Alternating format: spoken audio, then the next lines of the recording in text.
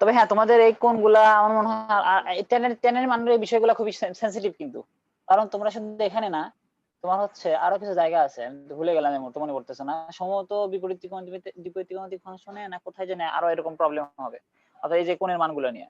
এখানে কিন্তু কোণের মানগুলো ফ্যাক্ট, জাস্ট ওই যে বললাম যে দেখো তুমি 45 বসাচ্ছ তখন +1, জাস্ট এখানে 90 ডিগ্রি নিয়ে আসলে কি হচ্ছে, তখন কিন্তু -1 হয়ে যাচ্ছে, এবং কিছু কিছু ক্ষেত্রে এটা খুবই কাজে দেয় এই জিনিসটা। তো এই জিনিসগুলো আমি বললামই তো, যেখানে ত্রিকোণমিতিক জ্ঞান কিছুটা মানে বেশি ভারী হওয়াটা দরকার, আর এর সাথে এই সরলরেখার যে মানে ধ্যান ধারণাটা, এটাও কিন্তু একদম ক্লিয়ার থাকা দরকার।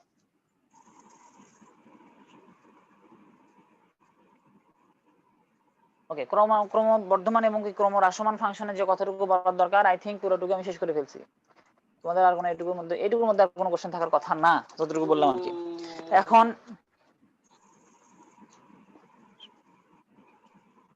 এখন আমরা যেটা দেখবো সেটা হচ্ছে ফাংশনের চরম মান, হচ্ছে extreme point, extreme value of function.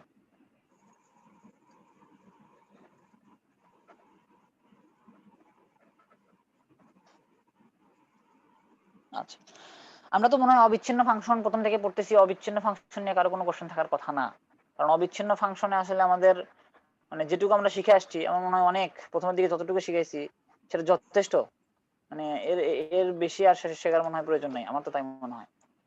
আচ্ছা, এখন কথা হচ্ছে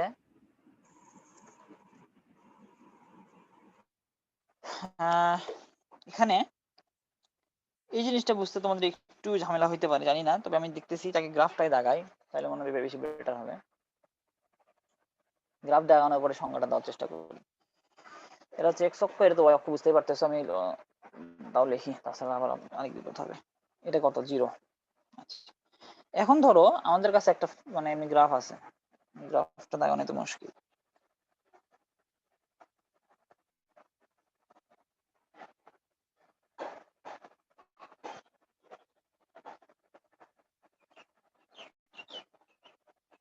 আচ্ছা, এই ধরো এই গ্রাফটা ধরো আমাদের কাছে আছে। আচ্ছা, এটা একটা গ্রাফ, যেটা হচ্ছে তোমার, আমি যদি বলি যে এটা একটা এই গ্রাফটা হচ্ছে আসলে y = f(x), ধরো বললাম যে এই গ্রাফটা হচ্ছে কি y = f(x), এটা হচ্ছে x এর ফাংশন। আচ্ছা, এখন এই ফাংশনে আমরা এটুকু বুঝতে পারতেছি যে এই ফাংশনটা কি একটা অবিচ্ছিন্ন ফাংশন। তার মানে কি আমাদের এই ক্ষেত্রে কথাই ছিল যে আমাদের কি অন্তরীকরণযোগ্য হইতে হলে কি হইতে হবে, অবিচ্ছিন্ন একটা ফাংশন অবশ্যই নিতে হবে। তো অবশ্যই কি আমরা একটা অবিচ্ছিন্ন ফাংশনে কি নিছি, একটা গ্রাফ গ্রাফ বা লেখচিত্র নিছি। এখন কথা হচ্ছে আমরা এই জায়গাগুলোতে কিছু বিন্দু সিলেক্ট করব। সেই বিন্দু কি, ধরো এখানে একটা বিন্দু সিলেক্ট করলাম, ধরো P1, এখানে একটা সিলেক্ট করলাম ধরো Q1, এখানে ধরো একটা সিলেক্ট করলাম P2, এখানে সিলেক্ট করলাম P3, এখানে ধরো করলাম হচ্ছে সরি P4, এই বিন্দুতে এগুলোতেও করবো, এটা ধরো করলাম হচ্ছে Q2, এটাতে ধরলাম Q3, এটাতে করলাম হচ্ছে কত, Q4। এখন এই যে বিন্দুগুলো আমি সিলেক্ট করলাম, এই বিন্দুগুলার আমাদের এই পি বিন্দুর ডান দিকে আর বাম দিকে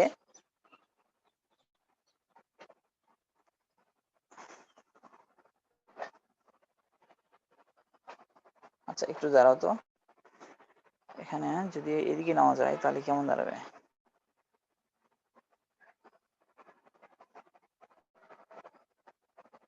আচ্ছা, ও আচ্ছা ঠিক আছে, এখন বুঝতে পারছি।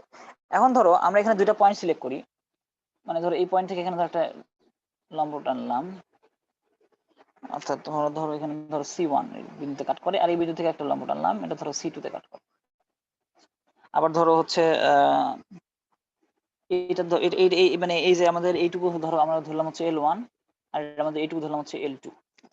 এখন একটা জিনিস খেয়াল করে দেখো যে আমাদের এই যে পি বিন্দুর বাম দিকে এবং ডান দিকে দুই দিকেই কি পি বিন্দুর হচ্ছে কি মানগুলো কি ছোট না, অর্থাৎ পি বিন্দুর বাম দিকের যে বিন্দুগুলো এবং পি বিন্দুর ডান দিকের যে বিন্দুগুলো, এই বিন্দুগুলো কি পি বিন্দুর চেয়ে ছোট হবে না? কোনো কনফিউশন এই বিষয়ে, ছোট যে হবে না এই বিষয়ে কোনো কনফিউশন?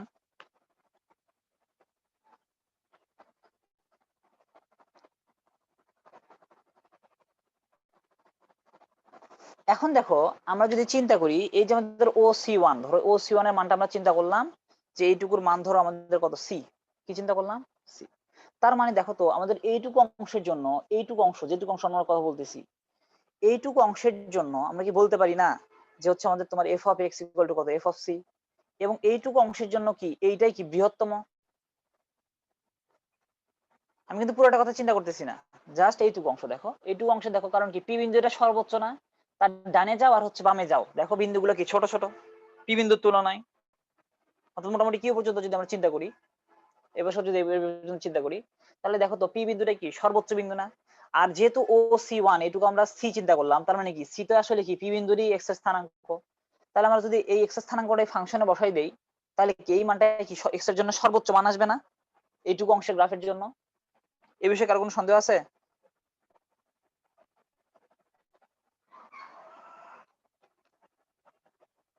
এইটুকু অংশ কারোর সমস্যা আছে? শোভা, মনিরা? না ভাইয়া। তাহলে আমরা বলতে পারি কি যে এইটুকু পোরশন, সবার কোনো প্রবলেম আছে কোশ্চেন? না ভাইয়া। ওকে, সেটা হচ্ছে দেখো এইটুকু যে পোরশন, এই পোরশনের মধ্যে আমরা বলতে পারি কি পি বিন্দুটা বৃহত্তম। কিন্তু এই পি বিন্দুতে বৃহত্তম যে হইলো এই ফাংশনের পি বিন্দুতে আমরা কি P1 বিন্দুতে আমরা কি পাইলাম যে বৃহত্তম একটা বিন্দু পাইলাম, সেটা কি P1। কিন্তু P1টা কি আমাদের পুরো ফাংশনের জন্য বৃহত্তম বিন্দু? অর্থাৎ এই পুরো ফাংশনের কথা যদি এখন চিন্তা করি, এই P1টা কি পুরো ফাংশনের জন্য কি চূড়ান্ত ভাবে বৃহত্তম বলা যাবে?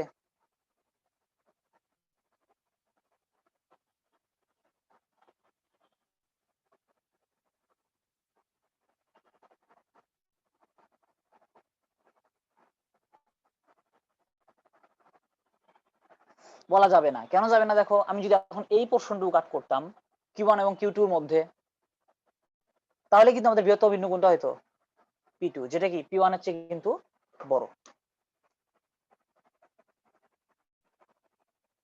আমার কথাগুলো কি বোঝা যাচ্ছে?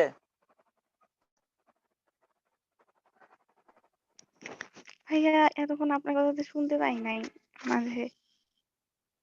শুনতে পাও নাই কেন? নেট প্রবলেম নাকি অন্য কোনো? আমার কোনো এখন শুনতে পাচ্ছ? মানে এখন ক্লিয়ার মনিরা, শুনতে হ্যাঁ পাচ্ছ? এখন শুনতে পাচ্ছি। আচ্ছা জি আবার ভাইয়া বলতেছি শুনতে দেখো, পাই। সেটা হচ্ছে দেখো এইটুকু পোর্শনে আমরা কি দেখলাম যে P1টা কি বৃহত্তম বিন্দু। এখন ধরো এইটুকু আমরা P1টাকে বৃহত্তম বললাম, তাহলে কি আমরা এখন আমাদের একটা কোশ্চেন আমরা করছি যে P1টা কি তাহলে এই f অফ x এর জন্য বৃহত্তম একটা বিন্দু, মানে সর্বোচ্চ বিন্দু, সর্বোচ্চ বৃহত্তম বিন্দু, অর্থাৎ চূড়ান্ত ভাবে না বৃহত্তম বিন্দু? না। না, কারণ কি দেখো আমরা যদি এই পোর্শনের কথা চিন্তা করি, আমাদের P2টা কিন্তু সর্বোচ্চ হয়ে যাচ্ছে। আবার এইটুকু পোর্শনে যদি চিন্তা করি, তাহলে কি P3 সর্বোচ্চ হচ্ছে। তার মানে কি বলা যাচ্ছে যে আমরা কোন ফাংশনের যদি একটা পোর্শনে একটা বিন্দু পাই, সেটাকে কিন্তু আমরা চূড়ান্ত ভাবে বৃহত্তম বলতে পারবো না। একই রকম ভাবে দেখো এই ক্ষুদ্রতম বিন্দু যেগুলো আমাদের Q1 Q2 Q3 Q4, এগুলো আমাদের ক্ষুদ্রতম বিন্দু। এই ক্ষুদ্রতম বিন্দুগুলোর কথাও কিন্তু একই কথা। আমরা কিন্তু চাইলেই একটা বিন্দুকে ওই ফাংশনের চূড়ান্ত ক্ষুদ্রতম বিন্দু বিন্দু বলতে পারবো না। কারণ দেখো এইটুকু পোর্শনের জন্য Q2 যতটুকু ক্ষুদ্র, Q1টা কি Q2 চেয়ে বেশি ক্ষুদ্র না? তার মানে কি আমরা যদি একটা ফাংশনের একটা পোর্শন নিয়ে কাজ করি এবং সেখানে যদি একটা বৃহত্তম বা একটা ক্ষুদ্রতম বিন্দু পাই, আমরা কিন্তু তাকে কখনোই চূড়ান্ত ভাবে ক্ষুদ্রতম বা বৃহত্তম বিন্দু বলতে পারবো না। তাহলে আমরা কি করি, আমরা এই ক্ষেত্রে ফাংশনের এই বিন্দুগুলোকে আপেক্ষিক ভাবে আমরা বলি যে এগুলো হচ্ছে কি আপেক্ষিক বৃহত্তম বা আপেক্ষিক ক্ষুদ্রতম মান। কি বলি? আপেক্ষিক P1, যেটাকে আমরা বলতে পারি কি আপেক্ষিক বৃহত্তম মান। এবং এই জিনিসটা কি বলা হয়, মানে যেটা তোমরা শিখবা গুরুমান। কি বলা হয়? গুরুমান। আবার কি আপেক্ষিক ক্ষুদ্রতম, যেটা আপেক্ষিক ক্ষুদ্রতম, এটাকে বলা হয় কি লঘুমান। এই ফাংশনগুলোর ক্ষেত্রে বলা হয় কি গুরুমান আর লঘুমান। এটুকু বুঝাইতে পারলাম? এবং এই গুরুমান এবং লঘুমানকে একত্রে বলা হয় ফাংশনের চরম মান বা হচ্ছে এক্সট্রিম ভ্যালু।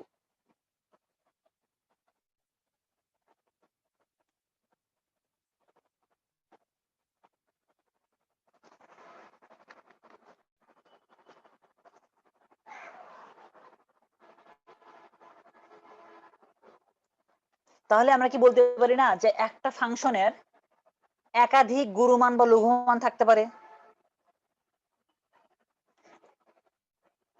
শোভা, মনিরা?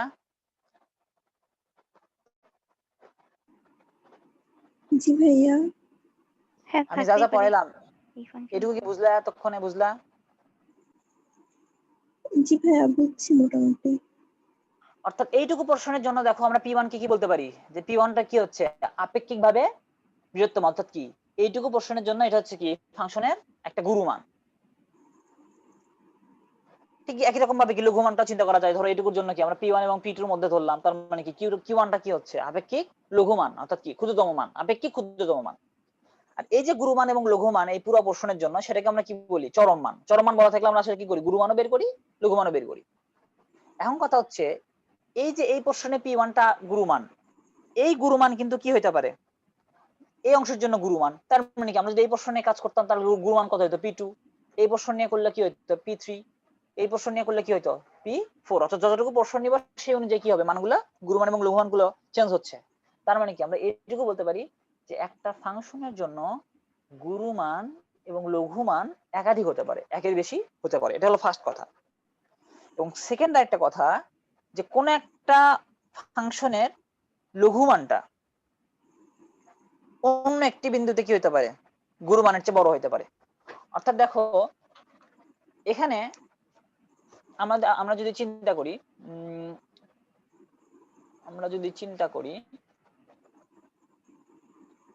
এটা একটু ছোট করে ফেলি নাকি এটা একটু বড় করে ফেলি।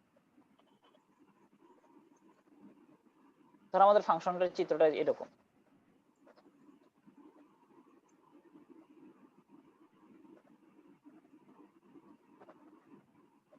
এখন দেখো তো এইটুকু প্রশ্ন যদি আমরা নিই, এইটুকু প্রশ্নের জন্য কি কিউটা একটা মানে লঘুমান না শোভামণিরা? কিউটি কি একটা লঘুমান, এই বিষয়ে কোনো সন্দেহ আছে? এইটুকু প্রশ্নের জন্য ধরো এইটুকু প্রশ্নের জন্য না কিউটি ঠিক আছে। ঠিক আছে না শোভা? জি ভাইয়া। এখন ঘটনা হচ্ছে দেখো তো এই যে আমাদের P1 এইটুকু প্রশ্নের জন্য P1 টা কি আসলে একটা গুরুমান।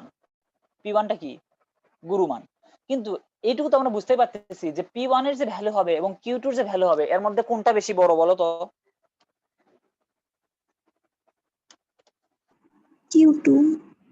Q2। তার মানে কি কি মিন করতেছে যে একটা ফাংশনের একটা বিন্দুতে গুরুমান দেখো লঘুমানের চেয়ে কিন্তু ছোট হয়ে গেছে। অর্থাৎ দুটো ভিন্ন ভিন্ন বিন্দু কিন্তু ভিন্ন ভিন্ন পোর্শনে কি হইতে পারে লঘুমানটাও কিন্তু গুরুমানের চেয়ে বড় হয়ে যেতে পারে। কথাটা বুঝতে পারলাম? দুইটা ভিন্ন ভিন্ন পোর্শনে আমরা যদি লঘুমান গুরুমান বের করি দেখা যেতে পারে কি যে একটা পোর্শনের লঘুমানটা অন্য পোর্শনের গুরুমানের চেয়ে বড় হয়ে গেছে। এই জিনিসগুলো বোঝা গেল? আমি যা যা বললাম এতক্ষণ যে পেছালগুলো পারলাম।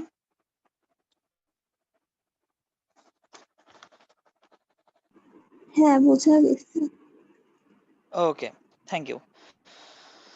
আচ্ছা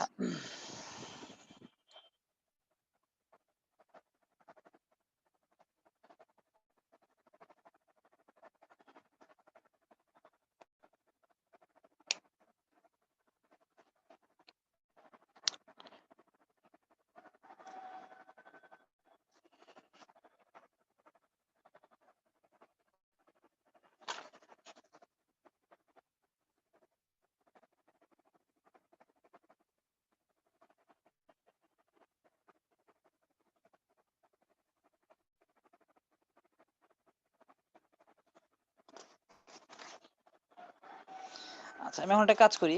আমার মনে হয় এখন আর তোমাদেরকে ওইরকম করে মানে আর নতুন কোনো কিছু থিওরি না দেয় ভালো। যেটুকু থিওরি আমি দিছি আই থিঙ্ক তোমাদের মোটামুটি একটা স্ট্রং পয়েন্ট তৈরি হবে। আর তোমাদের বইয়ের মধ্যে দেখবা সর্বোচ্চ মান এবং সর্বনিম্ন মান নিয়ে কিছু কথাবার্তা বলা আছে, ঠিক আছে? তো সেই বিষয়গুলো আমি অত বলতে যাচ্ছি না। তবে এখানে একটা জিনিস বলবো সেটা হচ্ছে দেখো আমাদের এই যে সর্বোচ্চ পয়েন্ট এবং সর্বনিম্ন পয়েন্টগুলো এই পয়েন্টগুলোতে আমরা যদি স্পর্শক টানি, একটা জিনিস খেয়াল করে দেখো স্পর্শক টানি, দেখো স্পর্শক যদি টানা হয় এই পয়েন্টগুলোতে যদি স্পর্শক টানা হয় এই স্পর্শক গুলা সবসময় একটু খেয়াল করে দেখো এক্স অক্ষের সমান্তরাল হবে। কি হবে? এক্স অক্ষের সমান্তরাল হবে।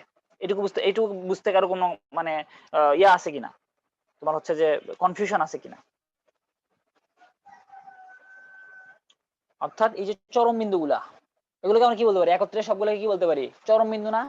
এই চরম বিন্দুগুলাতে যদি আমরা স্পর্শক টানি এই স্পর্শক গুলা যে এক্স অক্ষের সমান্তরাল হবে এই বিষয়ে কারো কোনো সমস্যা সন্দেহ আছে কিনা? না ভাইয়া ঠিক আছে। সন্দেহ নাই। তার মানে আমরা কি বলতে পারি যে আমাদের এই চরম বিন্দুগুলার ক্ষেত্রে কি দাঁড়াবে? চরম বিন্দুগুলার ক্ষেত্রে আমাদের কি দাঁড়াচ্ছে?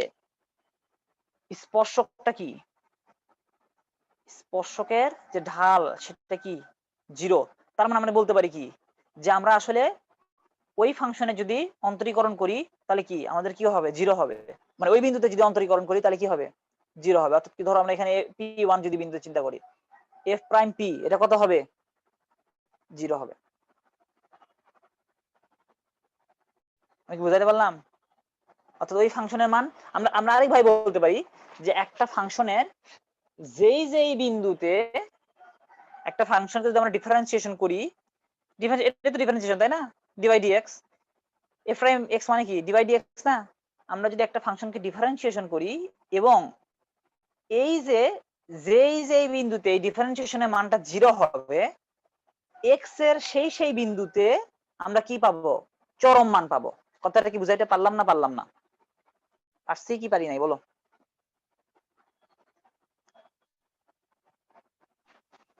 বুঝছি। শিওর? হুম। আচ্ছা, এই গেল আমাদের ফার্স্ট কথা, একদম ভেরি ফার্স্ট কথা। এখন দেখো তোমাদের বইয়ের, আমি এখন আপাতত তোমাদের বইয়ের মধ্যে প্রথমত চলে যাচ্ছি। সেটা হচ্ছে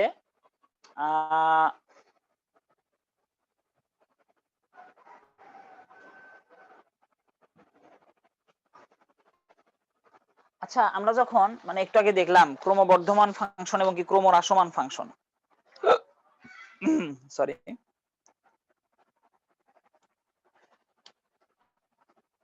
সেটা হচ্ছে যে আমাদের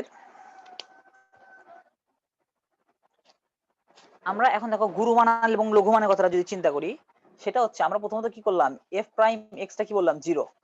এখন আমরা আরেকবার ডিফারেন্সিয়েশন করব, এই ফাংশনটাকে কি করব, আরেকবার ডিফারেন্সিয়েশন করব, করে আমরা যদি এই মানটা আরেকবার ডিফারেন্সিয়েশন করে এই যে বিন্দুগুলা পাইছি, এর এখান থেকে এক্স এর বিন্দুগুলা পাবো। আরেকবার ডিফারেন্সিয়েশন করার পরে এই এক্স এর বিন্দুগুলো যদি বসায় যদি দেখি যে আমাদের কি হচ্ছে, এই মানগুলা 0 হচ্ছে ছোট হচ্ছে, তাহলে আমরা বলবো কি যে এক্স এর ওই বিন্দুতে আমরা কি পাবো? সর্বোচ্চ মান পাবো, বা হচ্ছে কি গুরুমান পাবো। সর্বোচ্চ বা কি গুরুমান পাবো।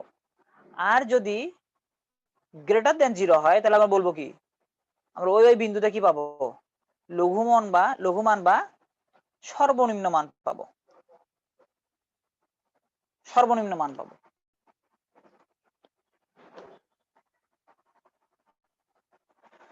আচ্ছা, এটা এটা এটা একটা কথা গেল, এবং এটা কেন সেটা আমি আসতেছি।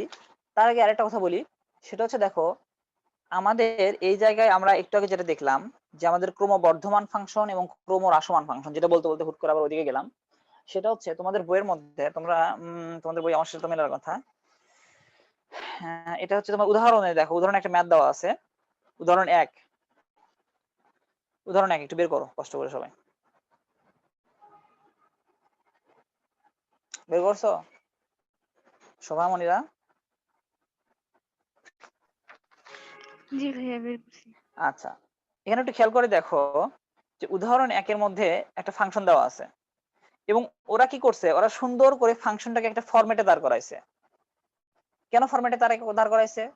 তারা এটা মিন করার চেষ্টা করছে যে আমরা আসলে কি 0-র চেয়ে ওই পুরো ফাংশনটার ভ্যালুটা আসলে 0-র চেয়ে ছোট পাবো। কেমনে কি করছে দেখো, ওরা সুন্দর করে একটা লাস্ট যেটা দাঁড় করাইছে -3 × x - 2 হোল স্কয়ার -1। তো দেখো এখানে তুমি x এর মান যাই বসাও না কেন, দেখো অল টাইম কি 0-র চেয়ে নেগেটিভ ভ্যালু আসবে। কারণ কি, ওই x এর মানে টার্ম যেটা আছে, এই টার্মটার সামনে দেখো একটা মাইনাস আছে। তার মানে কি, তুমি x এর মান ওখানে যাই বসাই না কেন, তোমার কিন্তু অল টাইম 0-র চেয়ে ছোট মান দিবে। তার মানে কি বলতে হবে কি, ওটা এখানে প্রমাণ করতে বলছে যে ক্রমহ্রাসমান ফাংশন। তো আমরা কি দেখে আসলাম যে আমাদের dy dx টা যদি কি হয় 0-র চেয়ে ছোট হয়, তাহলে কি হয়, সেখানে আমাদের ক্রমহ্রাসমান ফাংশন কিন্তু আমরা পাই। অর্থাৎ কি ধীরে ধীরে কমে যাচ্ছে, যেটা ধীরে ধীরে কমে যাচ্ছে সেই ফাংশনটা কিন্তু আমরা পাই। এখন দেখো ক্রমহ্রাসমান ফাংশন মানে এটা। এখন দ্বিতীয়ত আরেকটা দেখো, সেকেন্ড যে উদাহরণটা দিছে সেই উদাহরণের ওটা কি করছে, যে এক্স ইকুয়াল টু 2 বিন্দুতে ওই ফাংশনটা বৃদ্ধি পাবে কিনা। তো ওরা কি করছে, প্রথমত ডিফারেন্সিয়েশন করছে, কারণ আমাদের ডিফারেন্সিয়েশন তো করতেই হবে, তাছাড়া তো আমরা ঢাল নির্ণয় করতে পারবো না। ঢাল নির্ণয় করে কি করছে দেখো, ওই ডিফারেন্সিয়েশনে 2 এই বিন্দুটা বসাই দিছে, দিয়ে দেখলো কি যে কি মানটা আসছে কত, 0 এর চেয়ে বড়। মানটা কি আসছে, 0 এর চেয়ে বড়। দেন আমরা বলতেছি কি যে x ইকুয়াল টু 2 বিন্দুতে ফাংশনটা কি হবে, বৃদ্ধি পাবে। অর্থাৎ সেটা অবশ্যই কি, ওই ফাংশনটা একটা ওই বিন্দুতে আসলে কি ক্রম কি কি বললাম আমরা, ক্রম বর্ধমান ফাংশন, ক্রমবর্ধমান ফাংশন। এটুকু বুঝতে পারলাম আমরা।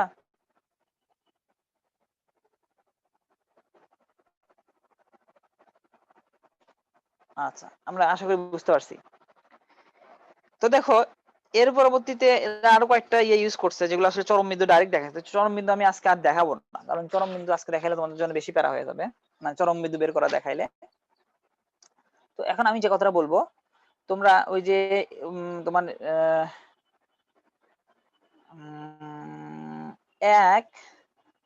1 আর 2, 1 আর 2 এই ম্যাথগুলো একটু তোমরা দেখবা। 1 আর 2,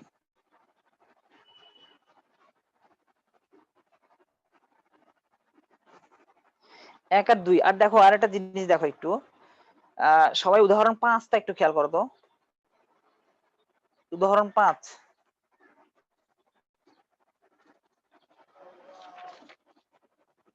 আচ্ছা উদাহরণ 5, আচ্ছা 3 এর এক কাজ করবা, আরেকটা কাজ করবা, সেটা হচ্ছে যে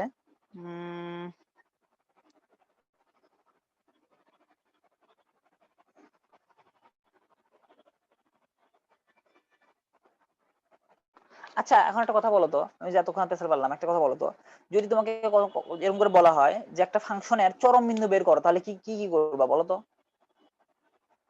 শোভা? মানে যেটুকু থিওরি বললাম এখান থেকে বলো তো।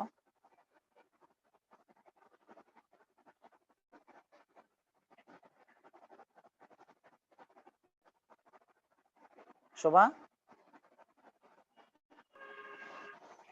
চরম বিন্দু বের করতে বললে কি করব? হ্যাঁ যা যা বললাম এখান থেকে বলো, মানে এর মধ্যে বলা হয়ে গেছে, একটু আগেই বলছি।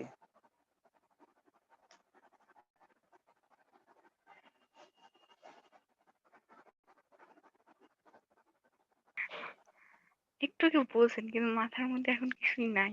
আচ্ছা দেখো এই যে এই জিনিসটা বলছিলাম না, যে চরম বিন্দু গুলাতে কি হয়, আমাদের এক্স অক্ষের ঢাল, সরি আমাদের যে স্পর্শকের ঢাল এটা সবসময় কি 0 হয়।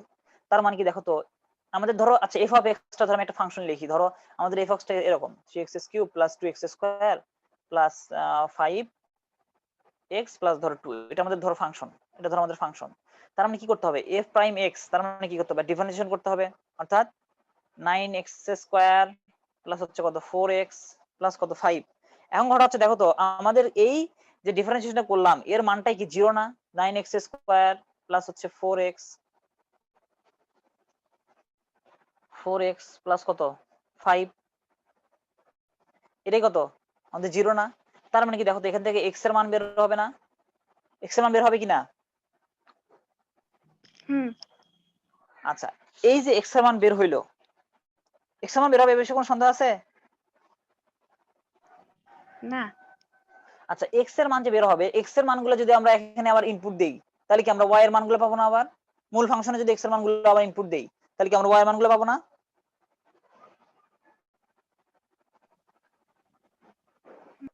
তার মানে কি ওই যে যে বিন্দুগুলো পাচ্ছি আমাদের x এর যদি 5টা মান আছে, কি এখানে 2টা মান আসবে যেহেতু দ্বিঘাত সমীকরণ।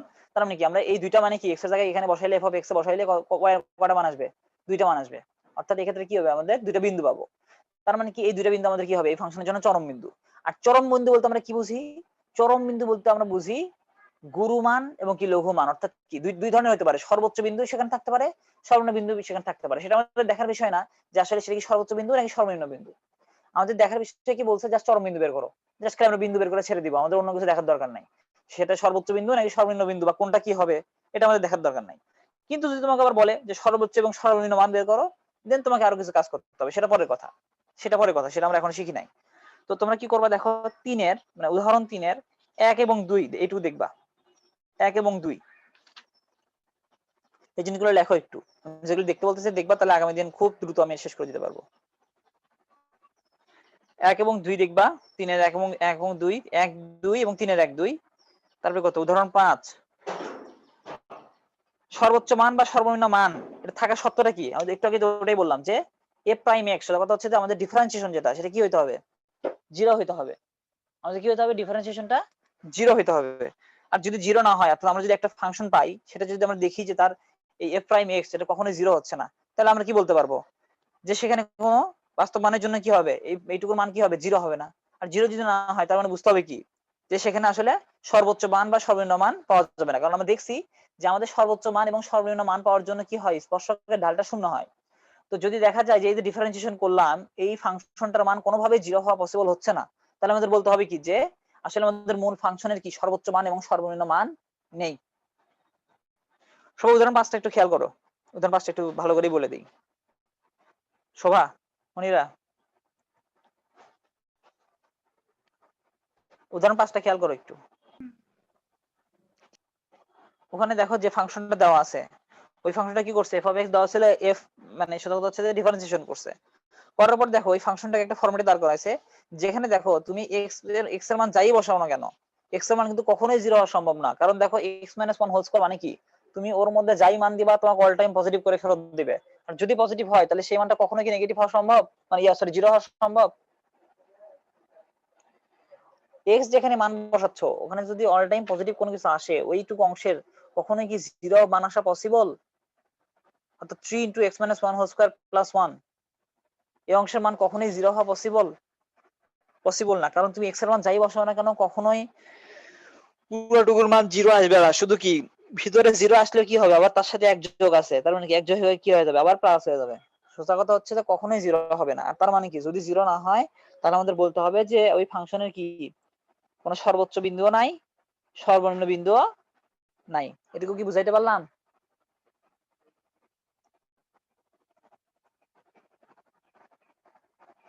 শোভা, মনিরা? জি ভাইয়া। জি ভাইয়া। ওকে, দ্যাটস দ্য ফ্যাক্ট। তাহলে কি তোমরা সরি আমাদের অনুশীলনী 1 এবং 2 একটু দেখবা, আশা করি পারবা। না পারলে তো আমি আছি, পারবা, সহজ জিনিস দেখতে বলছি। আর বাকি যেগুলো আছে এগুলো আমি মানে আগামী দিন আরো ভালো করে দিব, এবং গুরুমান লঘুমানের যে ব্যাপারটুকু সেটা আরো সুন্দর করে দেখাবো। তোমরা একটা কাজ আরো দুইটা দিচ্ছি, সেটা হচ্ছে তোমরা 15 নাম্বার করবা, 15 নাম্বার ভালো করে ট্রাই করবা, দেখবা 15 নাম্বারটা পারবা এখন, কারণ আমি যেটুকু বলে দিচ্ছি 15 নাম্বার করতে পারবা। আর হচ্ছে 16টাও করবা, 15 আর 16, 15 এবং 16 এই দুইটা করবা, ঠিক আছে? তো এই হলো এখানকার কাহিনী। এবং এই অধ্যায়ে বললামই তো, এই অধ্যায়ের থিওরিটা খুবই ইয়া। আর এখানে তোমাদের এই যে শর্তটা একটু আগে যে লিখলাম যে f ডাবল প্রাইম x, তার মানে কি আবার ডিফারেন্সিয়েশন যদি করি লেস দ্যান 0, এখানে আসলে কি হবে জানো, ক্রমবর্ধমান ফাংশনের ক্ষেত্রে আমাদের কি হচ্ছিল, আমাদের এখানে কি হচ্ছিল, গ্রেটার দ্যান 0, কিন্তু এখানে চিহ্নটা চেঞ্জ হয়ে যাওয়ার কারণ এটাই, কারণ এটা এখানে আমরা কি করতেছি, ডাবল ডেরিভেটিভ করতেছি, এবং প্রতিবার ডেরিভেটিভ করলে কি হয়, তার চিহ্নটা চেঞ্জ হয়ে যাবে, প্রতিবার ডেরিভেটিভের জন্য তার চিহ্নটা চেঞ্জ হয়ে যাবে। যাই হোক, এই বিষয়টা আগামী দিন আমরা ভালো করে বলবো, আগামী দিন এটা আমরা শেষ করে দিব। তো আর কোনো কোশ্চেন থাকলে করো, আদারওয়াইজ আমরা আমাদের ক্লাস শেষ করে দিই এখানে।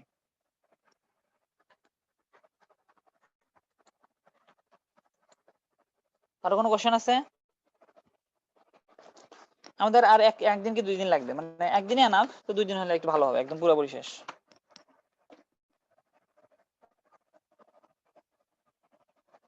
আর কোনো কনফিউশন? আই থিংক কনফিউশন নাই। আচ্ছা, আরেকটা বিষয় হচ্ছে, তোমাদের কি মানে সকালবেলা পড়তে সমস্যা আছে? আমি টাইমটা আরো আগে দিব, কারণ আমার মনে করো ভার্সিটিতে অনলাইন ক্লাস শুরু হবে, সো আমার টাইমটা আরো আগাইতে হবে, বাধ্য।